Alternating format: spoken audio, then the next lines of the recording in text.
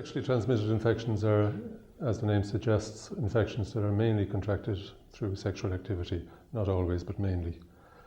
They're very common and can cause a lot of problems.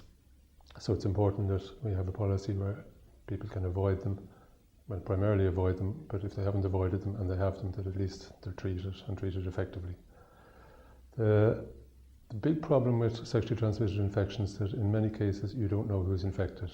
It's not like somebody who you meet in a shop who has a flu and is sneezing and coughing in your face and looks dreadful and has a big scarf on them and a big overcoat. With sexually transmitted infection, the carrier often has no sign of infection, so there's no way of knowing that this person is infected. Well, there's no way of easily knowing that a person is infected.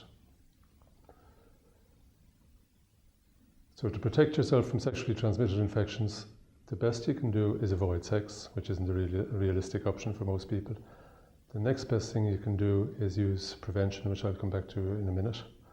And the next best thing you can do is know your partner as well as possible.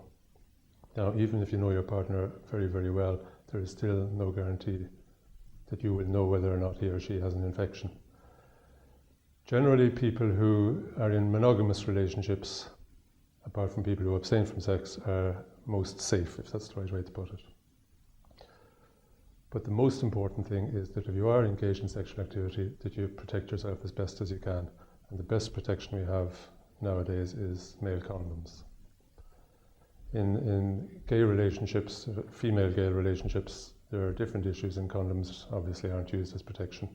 But in homosexual relationships between men and in heterosexual relationships, condoms are the best protection we have.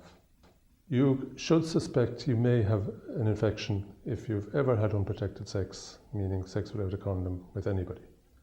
So obviously the ideal thing to do is to check if you are infected, and the only way to check if you are infected is to visit a doctor and be examined and tested. Treatments for sexually transmitted infections are generally very effective. So there's no need to be concerned about being given a diagnosis that feels like a death sentence, because no diagnosis of any sexually transmitted infection is a death sentence nowadays. The main problem with infections are that they can cause serious damage to health and even death in some instances.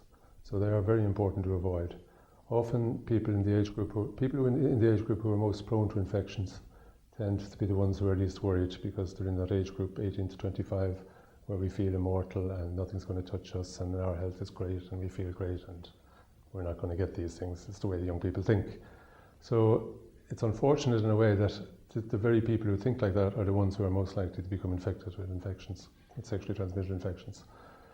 So you have to be aware that they're out there and aware that they're dangerous and aware that they need to be treated. So if you feel you're at risk, and you are at risk if you've ever had unprotected sex, then you get yourself seen by a doctor and examined and tested.